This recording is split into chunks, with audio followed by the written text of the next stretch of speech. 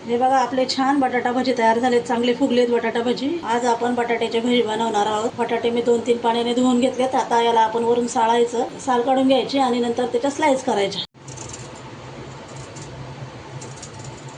हे बघा आता आपले बटाटे साळून झाले। आता काय करायचं, याच्या स्लाइस करायच्या, अशा गोल गोल गोल स्लाइस करून घ्यायच्या। आता याला स्वच्छ पाण्याने अजून 2-3 पाण्याने धुवायचं आणि स्लाइस करायच्या। आता याच्या आपण स्लाइस करून घेऊ भजी करायला। आपल्याला पातळ करायच्या, अशा जाड करायचं नाही।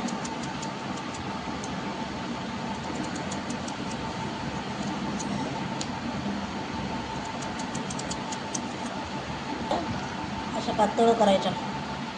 हे झालं, स्लाइस करून झाले आपले। आता याला धुवून घ्यायच्या मस्तपैकी आणि पाणी काढून टाकायचं। सुकलं का मग भजी करायला घ्यायचं। स्लाइस झाल्यात आपल्या, आता आपण भजी करायला घेऊ।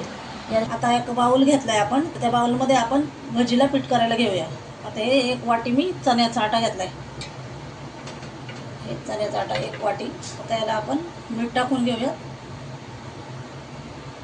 थोडीशी मिरची पावडर टाकूया आपण, थोडीशी हळद टाकून घेऊ।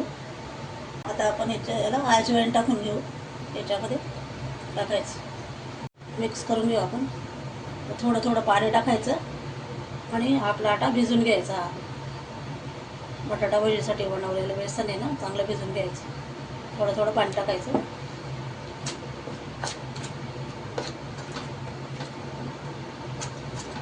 हे बघा पीठ आपलं चांगलं तयार झालंय। आता भजी करून घेऊया, बटाटा भजी बनवून घेऊया आपण। याच्यात स्लाइस टाकू बटाट्याच्या आणि तळून।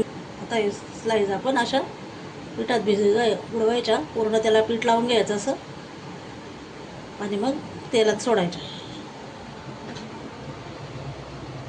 तर हे असं तेलामध्ये सोडून द्यायचं।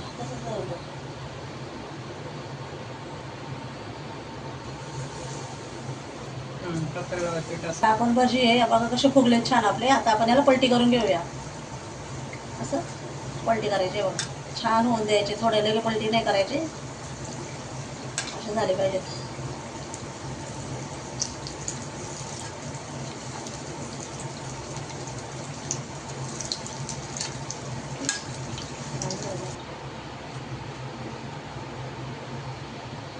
हे बघा आपले छान बटाटा भजी तयार झालेत, चांगले फुगलेत बटाटा भजी।